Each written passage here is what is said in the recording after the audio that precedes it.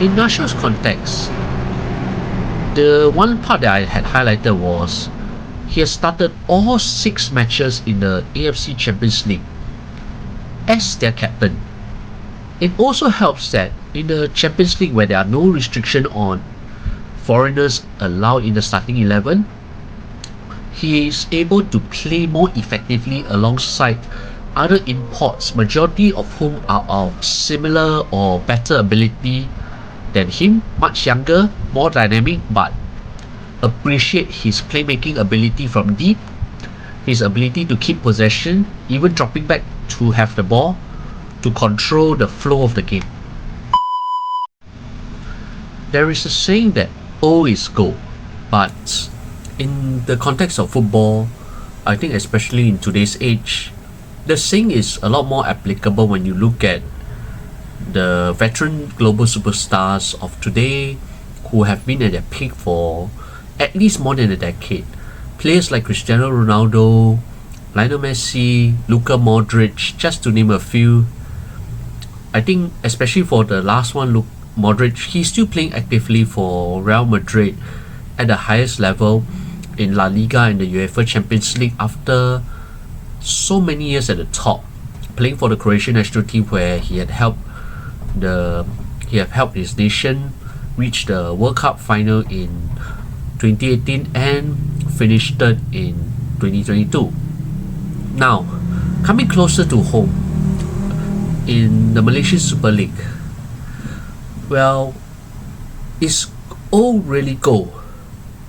I think in this context, we have to look at the 5 oldest players who are not imports, but they do include local bonds and naturalized players who have played for the Malaysian national team over the past decade, who are still currently active in Malaysia's top flight. And Tanya J would review the 5 oldest players and a few others who are worthy of mention as we assess whether this saying, whether O is goal, is relevant in today's Malaysia league structure and in the league game today.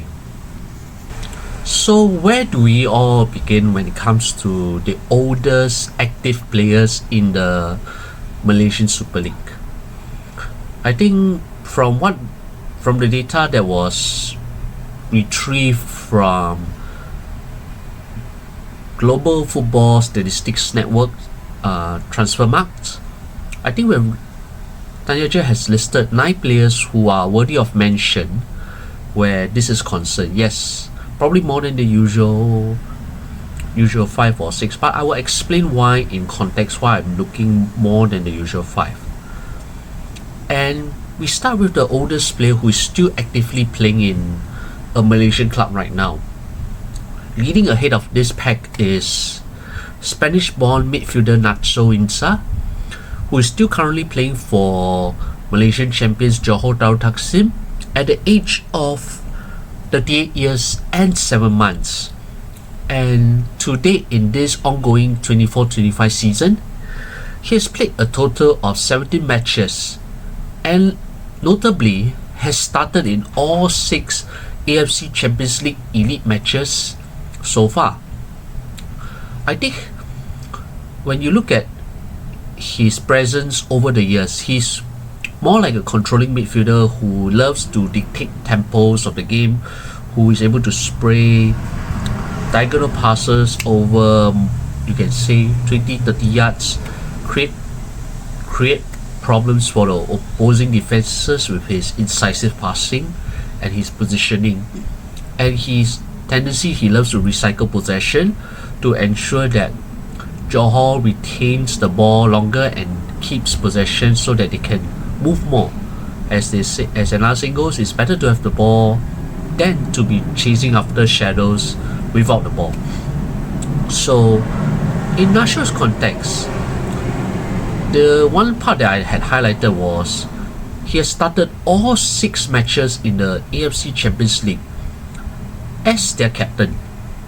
It also helps that in the Champions League, where there are no restriction on foreigners allowed in the starting 11, he is able to play more effectively alongside other imports, majority of whom are of similar or better ability than him, much younger, more dynamic, but appreciate his playmaking ability from deep, his ability to keep possession, even dropping back to have the ball, to control the flow of the game.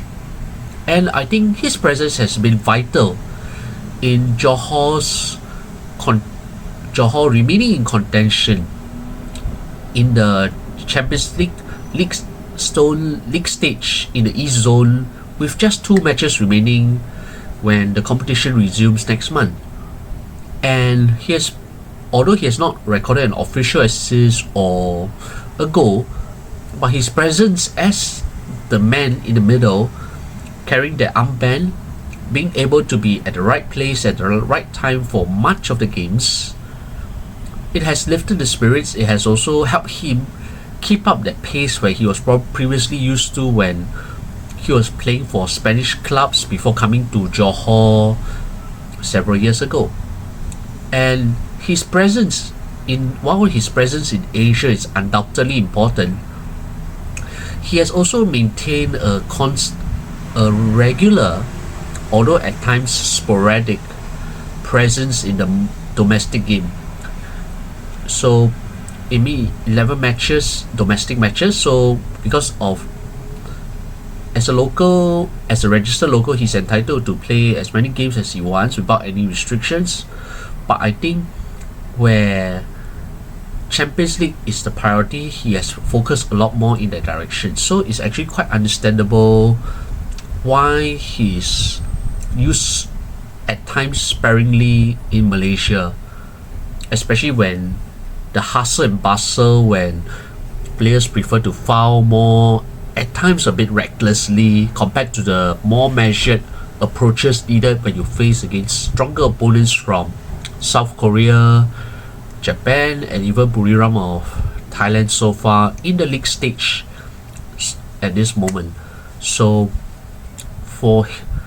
at 38 years old, actually his presence has been invaluable. It's still invaluable, and he has been still an asset for the Southern Tigers at his age. Now, the next one, a very interesting second oldest player who is still active in the Malaysian Super League. Wan Azrai. At the age of 38 years and 6 months, just a month younger than Natxo Insa. He's actually used more as a squad or backup goalkeeper under Adil Sharin.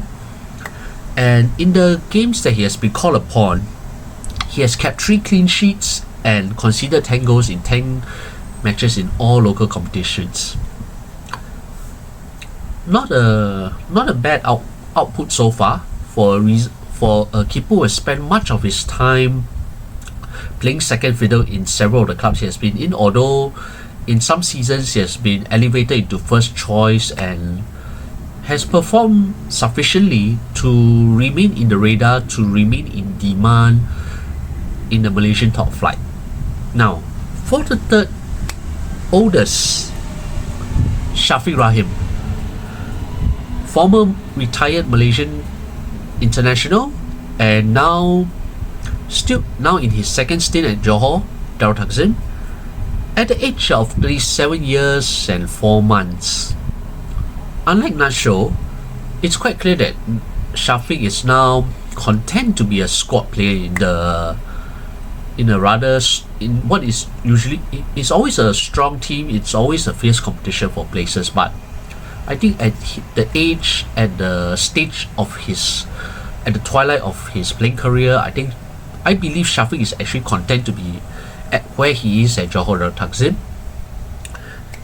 Because if you look at the statistics so far, he has only made 1 start in 6 domestic matches. He was not involved in Asia at all this season, and I mean from the few league matches he has appeared in as substitute, he has garnered a total of 35 minutes. But in defense of this local born veteran, he has done a lot for his club and for his country in a very storied and glorious playing career. So I think it's like when as players who are once superstars start to wind down and probably go down a gear or two, it is rather inevitable that they are more willing to accept their roles as players because they have been at the top of the game, they have been at the peak, but they know that they can't stay there forever. So in Shafiq's case, it's actually understandable why he has been a fringe player for Johor this season. Now, fourth oldest, Brandon Gunn, Australian born, the first heritage player to be naturalised through his Malaysian mother, who has played in the A-League for Sydney FC early in his career. Well, at the age of 36 years and 6 months, he's a regular for Kuala Lumpur City in this season's Malaysian Super League since his transfer from Klang Valley rivals Selangor on a free early in the middle of last year. So far in 19 matches in all competitions, that includes the ASEAN Club Championship, which is better known as the Shopee Cup, Brandon has actually already notched 4 goals and 1 assist, although a recent injury setback has limited his appearances, which included him sitting out of the 0-2 loss against Lion City Sailors away in the recent ASEAN Club Championship Group B encounter at Jalan Besar Stadium. Now, after Brandon Gunn, the 5th oldest player, Khairul Fahmi Chemat. Like Shafiq, he's also a retired Malaysian international, a well-established goalkeeper who at the peak of his prime was the undoubted first choice for Malaysia. He's currently still active for Sabah and has actually made, at the age of 36 years and 6 days, yes, he has just recently turned 36 years old this month. In 12 matches in all domestic competitions, he has made 4 clean sheets and conceded 20 goals. Still useful as an experienced veteran goalkeeper who has loads of experience and loads of things to teach to the young goalkeepers.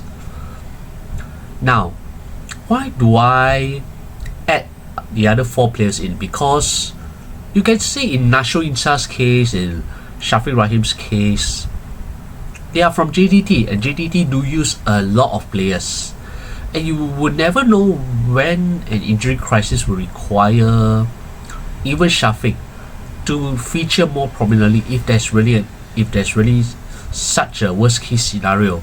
So for Natxo and Shafiq, let's say if we exclude the 2 of them, we exclude the JDT players, who do we have for the next 2 oldest players?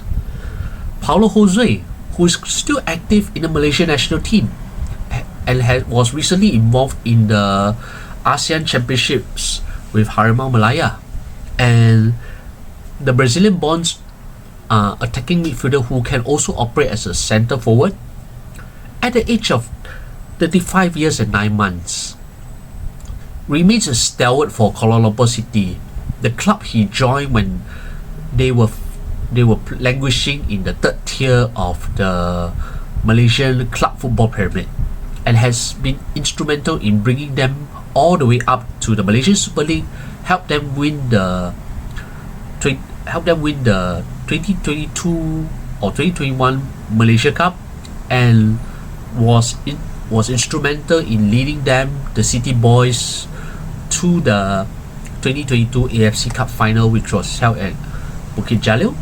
Yeah, he's still very active. He still remains the regular. He's still the captain of the heart and soul of the team. And this season so far in club competitions, including the ASEAN Club Championship, he has played 20 matches, scored a total of 13 goals and created 5 assists. Still very active, and he's not going to slow down yet. Now, moving on. Mahalik Jasudi, a former Malaysia international. He's also, like with Brandon and Paulo Jose, he's also with KLCT since his transfer from Negeri Sembilan at the start of this season. Unfortunately, unlike his previous two campaigns with Petaling Jaya City and Negeri Sembilan respectively, he has made minimal contribution to the capital club. He has only made 2 starts in 9 matches in all competitions, and the 2 starts both came in the Malaysia Cup quarterfinals, first and second leg against Johor Darul Takzim. And you can say, take away the Malaysia Cup, altogether in the other 7 matches he has amassed a total of 36 minutes, not even one half. 26 minutes in the Malaysian Super League and 10 minutes in the ASEAN Club Championship. Mahali's output in this season has been, I apologize, but I have to say it, rather pathetic or very poor in return for his services this season.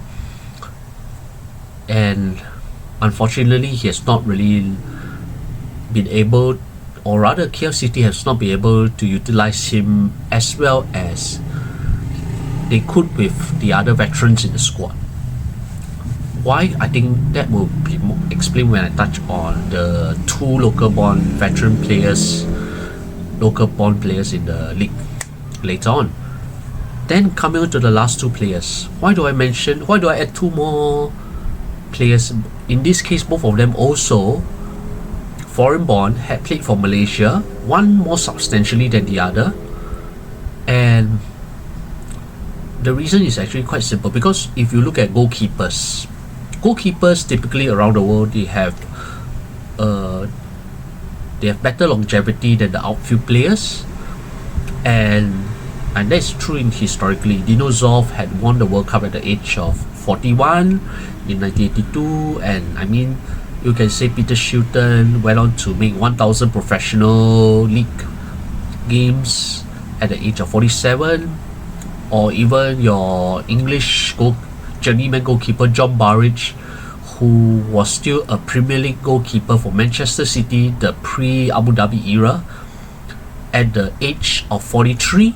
And I think the list can go on and on and on goalkeepers with very long careers. So now, having taken out the JDT players, now I have to take out the 2 veteran goalkeepers, because in this case, Khairul Fahmi and Wan Azri, they have shown that longevity still has a place in the local game in Malaysia, and veteran goalkeepers remain valuable for the squads, not just in terms of their years being in the game, but also their experience, particularly for Khairul Fahmi Chemat, their experience to inculcate, to teach the younger goalkeepers in the squad on how to handle game situations and how to tackle the various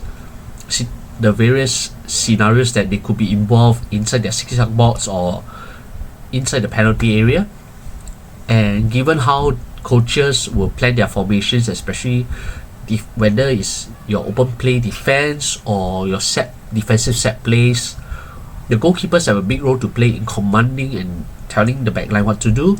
And these are valuable things that the veterans can share to their juniors, and also provide a lift to the defense in front of them, because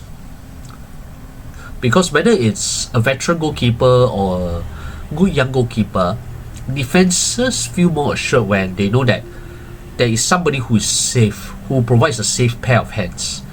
And in general, experienced goalkeepers who have made it this far do provide a safe pair of hands, do provide that reliable backup option when needed. And it has been true. One more example, Scott Carson. He has not really been playing much for Manchester City ever since he signed for them, but he has won a number of medals, a number of trophies with the in the blue half of Manchester because of his experience at the third choice, because being able to still train at that level at the age that he is in, you can say it's really a privilege. You can say it brings something different, and it's something that where having been in the forefront, in the front line, in between the posts, is something that cannot be easily replaced.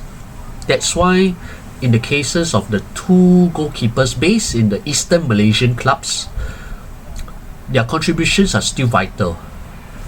Now, moving on from the goalkeepers, the next two oldest, and I think for Darren Lock's case, I had to jump two veteran goalkeepers who I'm not mentioning here, because if I keep mentioning the other two veteran local goalkeepers, we're not going to end this conversation.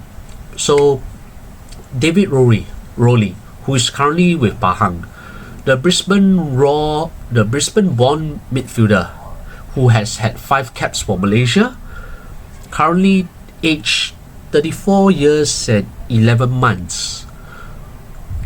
He's unfortunately found himself as a fringe player with them in Fandi Ahmad's team, making only 1 start in 11 matches, contributing only 1 goal.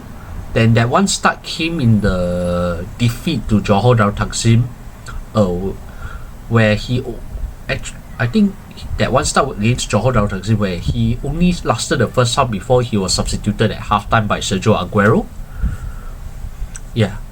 Then the last player worth mentioning, the guy who I have to skip 2 older goalkeepers to reach to the last oldest outfield player, Darren Lock, the English-born striker who is still active with Sabah, who was involved in the 2023 Asian Cup finals in Qatar with Harimau Malaya, and is still a regular for the East Malaysian team at 34 years and 28 days. Even although his goal rate is not really that high, 2 goals in 30 matches, but his presence on the pitch remains invaluable. So, having gone through those 9 players, I've already mentioned about the goalkeepers at depth. So, you will have noticed that out of those 7 outfield players, the 7 oldest outfield players who are either local born or naturalized, only 2 are born locally: Shafiq Rahim and Mahali Jasuli.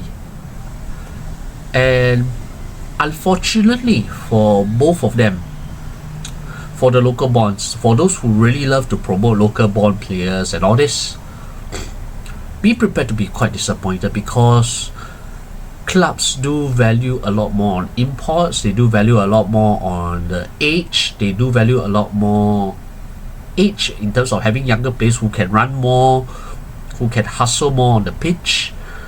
And also, I think, how do I put it, providing that breath of fresh air with the younger players. I think the output from Shafiq Rahim and Mahali Jasuli combined was lamentable. Yeah, because for Shafiq's case, as I mentioned earlier, he's clearly at the twilight of his career. Already the minutes have been gradually decreasing before even deeper drop this season. With just 6 matches so far in all local competitions, not even involved in the AFC Champions League Elite so far in this ongoing campaign. But it's clear that Shafiq has contributed so much for Malaysian football, whether it's for Johor Darul Takzim, where he led the Southern Tigers to a historic Asian club title in 2015 in the AFC Cup, or helping Harimau Malaya win the ASEAN Championship back in 2010. These contributions have been immense, and he has also led them into the 2014 ASEAN Championship final too. And being a stalwart for so many years from a young, precocious age. We have to appreciate what Shafiq Rahim has already given to Malaysian football over those years. And I think it's actually understandable that as he winds down on his playing days, I think we appreciate whatever minutes he has on the pitch as a veteran, as an experienced player who probably has an eye to looking into coaching, who has already set up an academy a few years ago. So for Shafiq's case, it's understandable why he's getting so few minutes this season. Then what about Mahali Jasuli? That's where it's a lot more lamentable. Once a high-flying fullback, right back in particular, who can overlap at pace, who is a fearless tackler, who can run with the ball, who is unafraid to take on opposing fullbacks at the other half. It is quite, you can say it was quite sad to see where he has ended up at Kuala Lumpur City. It's like being thrown in just as an auxiliary attacker, as an additional body, just to have a run around in the last few minutes, probably when the games are lost or when he's not going to make an impact for the rest of the game. I find that very unfortunate, especially when he had revived his career after leaving Johor Darul Takzim, where particularly with Petaling Jaya City and with Negeri Sembilan, he has been a regular. But that drastic drop in minutes and perhaps performance levels has been quite mystifying. Perhaps maybe the hunger is not there. Maybe the desire when competing against so many foreign-born locals, foreign-born heritage players who are also in the KL City squad. It is always a tough competition to be there, and you have younger players, including one who has been a club stalwart for so many years, the one club man, Zafri Yaya, and you have a few younger players who are emerging partially due to salary constraints, due to, you can say, limitations in expenditure for the squad. But it's a very sad case for Mahali, who could have otherwise continued his revival at KL City, but sadly enough, no place for him in the starting 11. Only a sub, but not always called upon to make an impact. And I think that is where it's lamentable. And you can see why the other the other 6 foreign-born players, if I had to take away David Rodley aside, why the other 6 are still thriving. And most of these other 6, they have had takeaway, and that the other 6 including Natxo Insa, who has more limited Harimau Malaya experience game time, but he was involved in the Asian Cup squad anyway. But you look at all these players, these 6 players, it's their foreign-born education who, in their youth, that has built up those solid foundations for them to grow, to keep pursuing their football dreams even in a different continent. And it's also those solid fundamentals that keep them going even in their advanced age. And that's where those foreign-born internationals or former internationals, they still provide a value to the team because they can still contribute at high levels. At high levels as demanded or required by the head coaches, or as what they have been doing over the years. And many of them are not showing any signs of slowing down despite their age. I mean, if you look at, but Natxo Insa could be retiring by the end of this season. But even then, you look at their high level of game time, contributions, involvement, you can see that their grounding, that foundation that they had overseas in their countries of birth, has allowed them to continue to contribute effectively for their respective clubs. And in their case, together with the goalkeepers, you can effectively say that O is really goal. Then what about the 2 local bonds? What about the other local bonds who are going to reach that age? Are they going to be as effective as Shuko Anand, who played until he was near 40 years old or just after. It's harder. It takes a lot more discipline. It takes a lot more dedication and focus and adjustments to be able to stay at this relatively high level in Malaysian club football. And it is not an easy task, because given the traditional culture, maybe we do not deny that footballers do want a relatively easy life, but as they age, as they have more commitments off the pitch with families and all, I think when they still want to play, they have to really push themselves harder to want to earn the salaries that they deserve to have. But whether they can eventually match up like those foreign-born local players, or even Shuko Adan in this case, to be able to stay competitive and relevant. I mean, take away the goalkeepers outside of the goalkeeping roles, those veteran outfield players, or those who are reaching the age and closing on the age between 35 and above.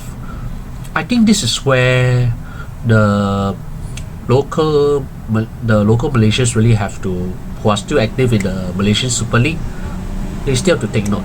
I mean, Amri Yaya is actively playing, but he's playing at the lower tier these days compared to the past, where you had turned out for Selangor, for Johor, among the other clubs that he has featured in.